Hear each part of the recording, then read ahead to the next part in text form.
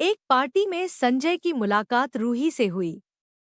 रूही स्वयं और अजय जी के साथ कंपनी में बीए का काम कर रही थी और संजय, जो कि स्वयं का दोस्त है, उसी कंपनी में एचआर था।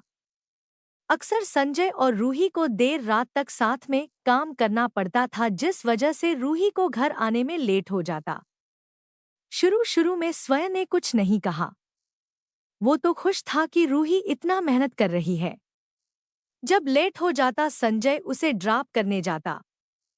पहले पहले स्वयं ने कुछ नहीं कहा, पर बाद में इस बात से छिड़ने लगा। तुम उसके गाड़ी में क्यों आती हो?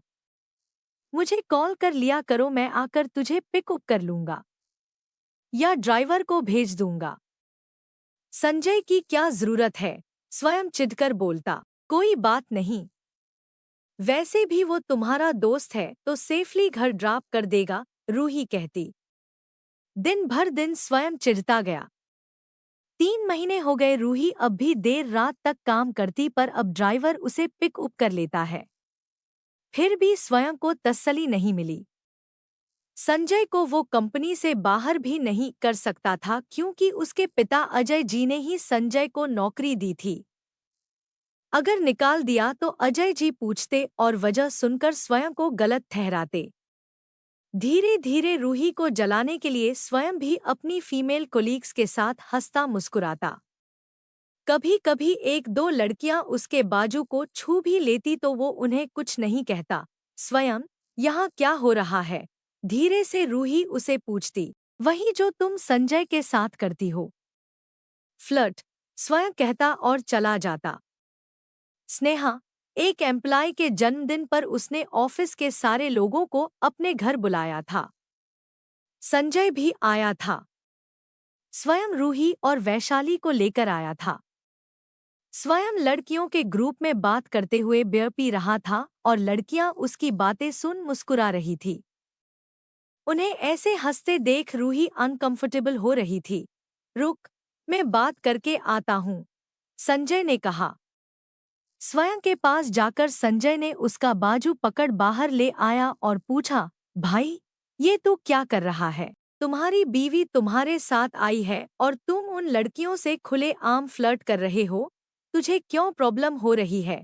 पूछते हुए स्वयं ने अपनी नज़र संजय से हटाकर रूही को देखने लगा। जिसको फर्क पड़ना चाहिए वो तो चुप खड़ी है, तो मैं भी मजे करूंगा, बोल स्वयं अंदर जाने लगा। स्वयं, हम घर चलते हैं प्लीज, रूही ने कहा और एक हाथ में वैशाली को उठाकर दूसरे हाथ से स्वयं को पकड़ ले जाने लगी। छोड़ो मुझे, स्वयं ने जोर से अपना हाथ खींचा और लड़खड़ाते हुए अंदर चला गया।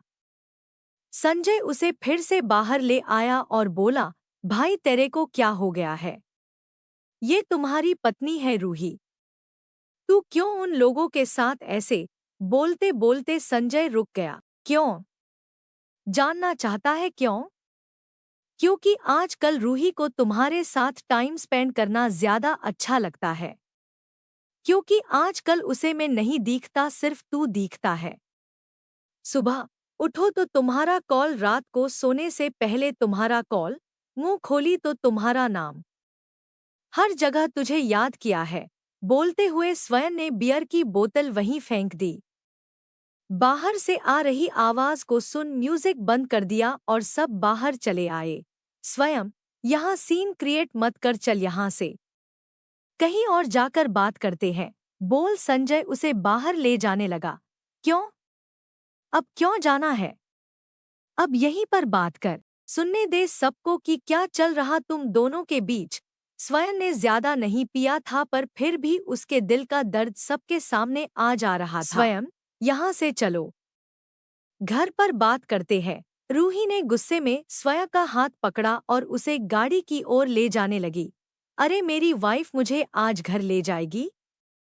वाह, क्या बात है? पूछते हुए स्वयं रूही के साथ पीछे पीछे चल रहा था और रूही उसका हाथ पकड़े आगे आगे। इतने दिनों तक संजय के साथ टाइम स्पेंड किया और आज अचानक मेरी याद आ गई, स्वयं ने पूछा तो रूही ने कोई जवाब नहीं दिया, सिर्फ दरवाजा खोल उसे अंदर जाने का इशारा किया। स्वयं चुपचाप बैठ गया और आगे देखने लगा। गुस्से में उसका चेहरा लाल हो गया था। रूही ने सोती हुई वैशाली को पीछे बेबी सीट से बांध लिया और संजय से कहा, मैं संभाल लूंगी उसे। Good night. गाड़ी को चलाते हुए रूही बार बार स्वयं को देख रही थी, पर स्वयं की नज़र सिर्फ आगे के रास्ते पर थी। स्वयं, प्यार से रूही ने कहा और उसके हाथ पर अपना हाथ रखा। डोंट टच मी, कहते हुए स्वयं ने अपना हाथ छुड़ाया। क्या बात है स्वयं? क्या तुम मुझ पर भरोसा नहीं करते? कई बार कई लड़कियों ने तुम्हें मुझसे छीनने की कोशिश की या फ्लर्ट करने की कोशिश की, पर मुझे तुम पर भरोसा था। आज क्या हुआ? रूही ने गाड़ी चलाते हुए पूछा। मुझे अभी कोई बात नहीं करनी रूही। चुपचाप घर चलो, स्वयं ने गुस्से में कहा और बाहर देखने लगा। तुम घर पर जाते ही सो जाते हो और सुबह सुबह उठकर ऑफिस। वक्त कहाँ तुम्हारे पास मुझसे बात करने का? रूही ने इस बार जोर से कहा। तुमसे लड़ने से तो बेहतर है मैं ऑफिस में काम करूं। स्वयं ने भी जोर से कहा। दिख रहा है तुम कितना काम कर रहे हो। तुम्हारे व्हाट्सएप चैट में रीसेंट चैट सिर्फ ऑफिस की लकड़ियों के साथ होता है। रूही ने कहा। तुमने मेरा फोन खोल कर देखा? हाउ डेयर यू, स्वयं ने जोर से चीखा। दोनों को लड़ते सुन वैशाली उठ गई और रोने लगी। मुम्मा, सॉरी बेटा, तुम सो जाओ। सिर्फ एक सेकंड के लिए रूही ने पीछे मुड़कर कहा ही था कि स्वयं चलाया, सामने देखकर चलाओ। रूही, पर तब तक बहुत देर हो गई थी। रूही की गाड़ी बगल वाले लेन में चली गई और सामने से आती गाड़ी से टकराने वाली ही थी कि स्वयं ने स्टीयरिंग घुमाई। गाड़ी तो मुड़ गई, पर पीछे के हिस्से में दूसरी गाड़ी जाकर जोर से ठोक कर मार दी। इतने जोर से लगी थी कि सामने बैठे स्वयं और रूही वहीं बेहोश हो गए और पीछे बैठी सिर्फ 2 साल की बच्ची वैशाली का देहांत हो गया। एक हफ्ते बाद जब रूही को होश आया तो सबसे पहले अपनी बेटी वैशाली के बारे में पूछने लगी। उससे मिलने उसके पेरेंट्स भी आए थे, पर किसी के पास रूही का जवाब नहीं था। सबकी आंखों में खालीपन था और सब रूही को ही देख रहे था। मैंने पूछा वैशाली किधर है माँ? रूही चीखते हुए सरला जी को पकड़कर पूछने लगी। उसे ऐसे देख डॉक्टर ने इंजेक्शन देकर सुला दिया। फिर कुछ घंटे बाद जब रूही उठी, इस बार धीरे से अपनी माँ से पूछा, माँ, बताओ ना वैशाली किधर है? और स्वयं ठीक है ना? सरला जी की आंखों में सिर्फ आंसू थे। धीरे से उन्होंने ने कहा, स्वयं ठीक है, दूसरे वार्ड में है। और वैशाली? रूही ने लड़खड़ाते हुए आवाज में पूछा। सॉरी बेटा, ये उसके पापा जो पास खड़े थे उन्होंने ने कहा। अपने पापा की बात सुन रूही जोर जोर से रोने लगी। उसकी चीख पूरे हॉस्पिटल में गूंजने लगी। स्वयं उसी हॉस्पिटल में था, पर उसकी चोटें गहरी नहीं थी। 1-2 फ्रैक्चर और 6 महीने के बेड रेस्ट से ठीक होना था। पर इस इंसिडेंट से स्वयं और रूही की दूरियां जरूर बढ़ गई। 1 महीने बाद जब रूही हॉस्पिटल से डिस्चार्ज हुई तो वो इंडिया वापस चली गई। उसे मनाने स्वयं भी इंडिया वापस आया, पर रूही ने उससे मिलने या बात करने से मना कर दिया। रूही के दिल में अब स्वयं के लिए प्यार नहीं नफरत ने जगह ले ली थी। स्वयं ने 1 साल तक रूही को मनाने की कोशिश की, पर रूही ने उसकी एक नहीं सुनी। शक्ति, स्वयं का भाई, उसने भी बात करने की कोशिश की, पर रूही ने नहीं सुना। दादी ने रूही को कुछ भी बोलने से मना कर दिया। वो जानती थी एक माँ को बच्चे का खोना का दर्द क्या होता है, और इन सब के लिए दादी स्वयं को ही दोषी मानती थी। तू सबसे लड़कर, रूही से भी लड़कर उससे शादी किया, और जब बात भरोसा पर आई तो उसे ऐसे ही छोड़ दिया तूने। तू गलत है स्वयं, और इसमें मैं तेरा साथ नहीं दे सकती, दादी ने कहा। स्वयं कई बार इंडिया आया रूही को मनाने, पर रूही ने एक नहीं सुनी। उल्टा उसकी कंपनी से री-साइन कर वो दिल्ली शिफ्ट हो गई। एक अनजान शहर में फिर से शुरुआत की। आर यू श्योर तुझे ये करना है? सोनाली ने रूही से पूछा। हाँ, मैंने मन बना लिया है, अब और कुछ नहीं चाहिए मुझे। डाइवोर्स पेपर्स को देखते हुए रूही ने कहा।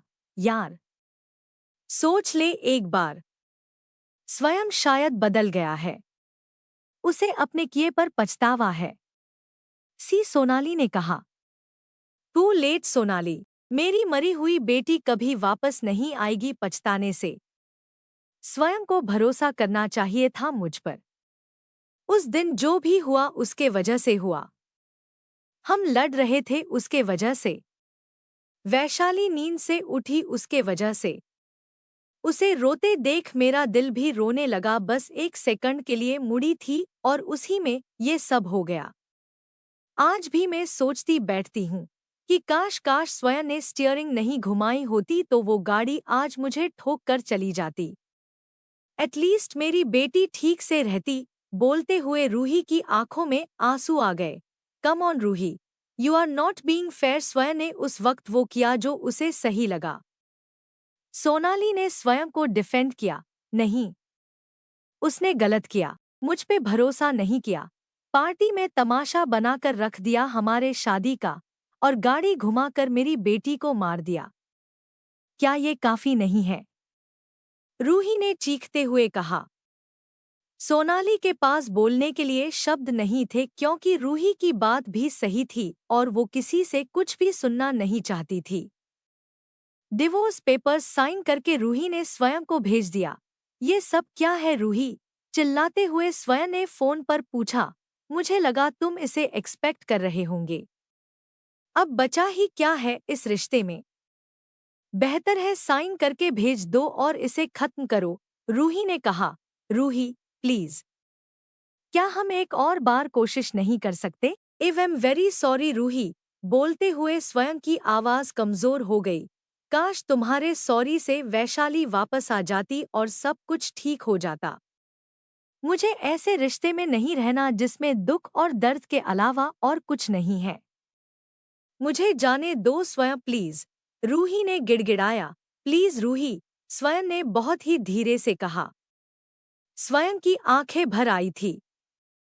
रूही और अपनी बेटी को खोने के बाद स्वयं ने खाना पीना कम कर दिया था। कई दिन हो गए थे उसे शेव किए हुए। स्वयं इतना दुबला हो गया था कि डॉक्टर ने कहा ऐसे तो वो बीमार हो जाएगा, पर स्वयं को किसी की कोई परवाह नहीं थी। स्वयं को बस अपनी रूही चाहिए थी पर जिंदगी का खेल ही कुछ और था। प्लीज स्वयं, पेपर्स पर साइन करके भेज दो। मैं फाइल कर दूंगी। बोलते हुए रूही ने फोन रख दिया और फुट फुट कर रोने लगी। एक महीने बाद जब रूही को स्वयं के पेपर्स आए अगले दिन ही उसने फाइल कर दिया। इस दौरान रूही अपने पैरों पर खड़े होने के लिए एक छोटी सी बिजनेस शुरू कर दी। इवेंट मैनेजमेंट की कंपनी। ज्यादातर कॉर्पोरेट इवेंट्स करना और कॉन्सर्ट्स करना उसके कंपनी की खासियत थी। उसका पहला क्लाइंट उसकी कॉलेज फ्रेंड सीमा गुप्ता की थी। रूही के टीम में ज्यादातर कॉलेज फ्रेशर्स ही थे क्योंकि इनकी सैलरी ज्यादा नहीं होती और इनके आइडियाज भी फ्रेश होते हैं। रूही मैम, अरोल्ड कंपनीज ने कॉल किया था, उनका नया इवेंट आ रहा है। उन्होंने पूछा कि क्या हम उसे हैंडल कर सकते हैं। तो क्या कहो? शिव, जो कि एक फ्रेशर है, उसने पूछा। हाँ कह दो और उस प्रोजेक्ट को तुम संभालो, रूही ने कहा। मुस्कुराते हुए शिव ने पूछा, मैम, मैं कैसे? क्यों? तुम यहाँ 6 महीने से काम कर रहे हो। मुझे तुम पर कॉन्फिडेंस है कि कर लोगे, तुम्हें खुद पर नहीं है। रूही ने पूछा। ऐसी बात नहीं है मैम, शिव ने कहा। तो फिर जाओ और तैयारी शुरू करो। अगर लोग कम पड़ गए तो अपने दोस्तों को भी बुला लो। उन्हें आवली बेसिस पर मैं स्टिपेंड दे दूंगी, रूही ने कहा। थैंक यू मैम, बोल शिव चला गया। रूही का एक उसूल था कि हमेशा फ्रेशर्स को काम करने के लिए एनकरेज करो और अपने आइडियाज को इम्प्लीमेंट करने दो। इनका दिमाग इतना कुछ सोच पाता है जो अक्सर बड़े लोग नहीं सोच पाते। रूही साथ में ये भी मानती थी कि अगर लोग कम पड़ जाए तो अपने दोस्त जो अभी बेरोजगार है उन्हें काम पर रख लो और उनकी भी थोड़ी बहुत आमदनी हो जाएगी। इस वजह से शिव और कई सारे फ्रेशर्स रूही पर भरोसा करते थे और उनके फ्रेंड्स को जो पार्ट टाइम जॉब या एक दो प्रोजेक्ट्स करते थे वो भी रूही को रिस्पेक्ट करते थे। डाइवोर्स होने के लिए अभी 3 महीने ही बचे थे। स्वयं इतनी जल्दी अपनी रूही को नहीं खोना चाहता था, इसलिए इंडिया वापस आया और दिल्ली में रहने लगा। जब उसने रूही को खुद के पैर पर खड़े होते देखा तो वो उससे बहुत प्राउड था। रूही के ऑफिस जब आया तो वह सिर्फ यंगस्टर्स ही काम करते दिख रहे थे। इनमें से एक से पूछा, रूही शिंदे कहाँ मिलेंगी? रूही मैम अपने केबिन में है। आगे से लिफ्ट, एक लड़के ने कहा। थैंक यू, बोल स्वयं उसके केबिन के पास गया। अंदर रूही 3 लड़कियों को काम समझा रही थी। आज पहली बार स्वयं ने रूही को साड़ी में देखा था। ऑस्ट्रेलिया में जब दोनों साथ में थे रूही अक्सर वेस्टर्न कपड़े ही पहनती थी। त्योहार के समय कुर्ती। रूही खड़े होकर बोर्ड पर कुछ लिखे जा रही थी। पिंक कलर की शिफॉन साड़ी रूही को और भी खूबसूरत बना रही थी। रूही कुछ लिखते हुए पीछे मुड़ी तो उसकी नज़र दरवाजे पर पड़ी। स्वयं को वहां देखकर रूही वही जम गई। तुम लोग जा सकते हो, मैं बाद में बुला लूंगी, कहते हुए रूही ने मीटिंग खत्म की। लड़कियों के जाने के बाद स्वयं अंदर आया और रूही को देख स्माइल करने लगा। क्यों आए हो यहाँ? पूछते हुए रूही ने अपना लैपटॉप बंद किया। क्या हम लंच के लिए कहीं बाहर जा सकते हैं? मुझे तुमसे बात करनी है, स्वयं ने कहा। पर मुझे तुमसे बात नहीं करनी। डाइवोर्स के लिए अभी 3 महीने बाकी है। तब आना, रूही ने स्वयं को बिना देखे कहा। जब तक तुम नहीं मिलेंगी मैं यहाँ से नहीं जाऊंगा, स्वयं ने कहा। सिक्योरिटी को बुलाऊंगी, रूही ने कहा। तो मैं बाहर वेट करूंगा, तुम्हारे गाड़ी के पास। अभी भी वही कार है न तुम्हारी? मुस्कुराते हुए स्वयं ने पूछा। हम लोग मेहनत करके आगे बढ़ते हैं जिंदगी में, फैमिली बिजनेस नहीं है हमारा, रूही ने कहा। रूही की बात सुन स्वयं के चेहरे की स्माइल गायब हो गई। रूही ने अपना सारा काम खत्म कर रात के 9 बजे जब घर जा रही थी स्वयं को अभी भी ऑफिस के बाहर वेट करते हुए देखा। स्वयं गाड़ी से लगकर हाथ बांधे खड़ा था। हाय, आज का दिन कैसे गया? स्वयं ने पूछा। तुम्हें क्या चाहिए स्वयं? रूही ने पूछा। तुम्हारे साथ बात करना है, स्वयं ने कहा। पास में एक कैफे है वहां चलते हैं, रूही ने कहा और चलने लगी। स्वयं मुस्कुराते हुए रूही के साथ चलने लगा। दोनों कैफे में बैठकर कॉफी ऑर्डर की। कहो, रूही ने कहा। रूही, इस रिश्ते को एक और मौका दो प्लीज रूही, मैं इस बार पूरे दिल से इसे निभाऊंगा, बोलते हुए स्वयं ने रूही का हाथ पकड़ा। अगर ये बोलने के लिए तुम ऑस्ट्रेलिया से इंडिया आए हो तो अपना टाइम, पैसा और सब कुछ बर्बाद किया। मैं चलती हूँ, बोल रूही जाने लगी। प्लीज रूही, स्वयं ने उसका हाथ पकड़ा। मेरा हाथ छोड़ो, रूही ने कहा और स्वयं का हाथ देखने लगी। रूही, स्वयं ने धीरे से कहा। मैंने कहा हाथ छोड़ो, रूही ने वार्निंग देते हुए कहा। स्वयं रूही की आंखों में देख रहा था इस उम्मीद से कि वो अभी उसे अपनी फीलिंग्स कन्फेस करेगी, पर ऐसा कुछ नहीं हुआ। रूही की आंखों में स्वयं ने अपने लिए सिर्फ नफरत और गुस्सा देखा। उसका हाथ छोड़ते हुए स्वयं उसे ही देख रहा था। रूही ने अपना हैंडबैग लिया और वहां से चली गई। इतनी आसानी से मैं भी हार नहीं मानूंगा, स्वयं ने कहा और अपनी गाड़ी लेकर चला गया। अगले दिन रूही ऑफिस टाइम पर आ गई थी। उसकी फ्रेंड शीमा ने कहा कि उसके बिजनेस बहुत अच्छा काम कर रही है, लेकिन एक फाइनेंस एडवाइजर की जरूरत होगी ताकि कंपनी के पैसे ठीक से खर्च हो। रूही भी हाँ में हाँ मिलाते हुए बोली, तुम्हें कोई पता है क्या जो फाइनेंशियल एडवाइजिंग कर सकता है मेरे लिए? मेरा बजट ज्यादा नहीं है, तो पार्ट टाइम भी चलेगा। हाँ, मेरे हस्बैंड का एक फ्रेंड है, अकाउंट्स में काफी अच्छा है।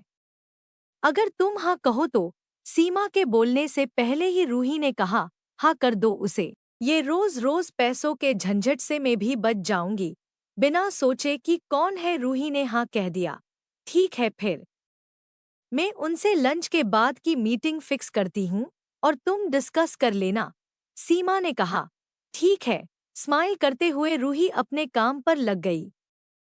दोपहर तक रूही ने मीटिंग के बाद मीटिंग अटेंड की। दोपहर का खाना खाने तक उसके पास टाइम नहीं था। जब सीमा आई तो रूही ने कहा, सारी यार मैं इतनी बिजी हो गई। तुम उन्हें मीटिंग रूम में बिठा दो, मैं आती हूँ। रूही ने लैपटॉप पर कुछ करते हुए कहा। ठीक है, जल्दी आना, बोल सीमा चली गई।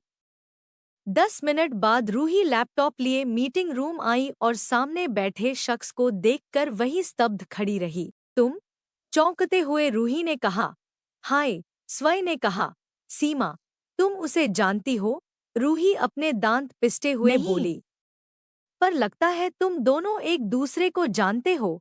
बोलते हुए सीमा कभी रूही को देखती जो गुस्से में अपनी मुट्ठी बंद कर रही थी तो कभी स्वयं को देखती जो मुस्कुरा रहा था। क्या चल रहा है? तुम दोनों एक दूसरे को कैसे जानते हो? सीमा ने पूछा। ये मेरा हस्बैंड है जी, बहुत जल्द एक्स होने वाला है। एग्जैक्टली 3 महीने बाद, रूही ने कहा। तुम दोनों मियाँ बीवी हो? आंखें बड़ी कर सीमा ने पूछा। है ना? मैं भी इसे देखकर बहुत खुश हूँ। स्वयं रूही को ही देखे जा रहा था। सीमा, इस मीटिंग को कैंसिल करो, मुझे इसके साथ काम नहीं करना। रूही बोलकर जाने लगी तो स्वयं ने पीछे से कहा। सोच लो रूही। रूही के कदम रुक गए। अगर तुम यहाँ मेरे साथ काम करना बंद करोगी तो मैं वहाँ डाइवोर्स पेपर्स वापस ले लूँगा। और अगर डाइवोर्स म्यूचुअल नहीं है तो कोर्ट हमारे केस को ऑनर नहीं करेगी, स्वयं अपने हाथ बांधते हुए कहा। पीछे मुड़कर रूही ने गुस्से में पूछा, क्या चाहते हो तुम?